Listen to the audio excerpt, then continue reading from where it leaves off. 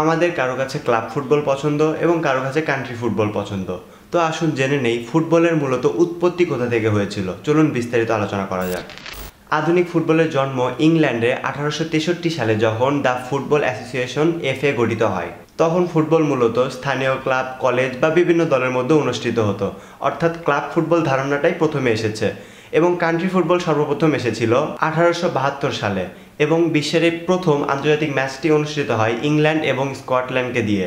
এবং এই ম্যাচটা যেহেতু 1872 সালে অনুষ্ঠিত হয়, তার মানে এটা বোঝা যাচ্ছে যে ক্লাব ফুটবলের চাইতে কান্ট্রি ফুটবল 9 বছরের তফাৎ। অর্থাৎ কান্ট্রি ফুটবল অনেক পরে এসেছে, যখন বিভিন্ন দেশের দলগুলো তাদের জাতীয় দল তৈরি করা শুরু করে দেয় তখন।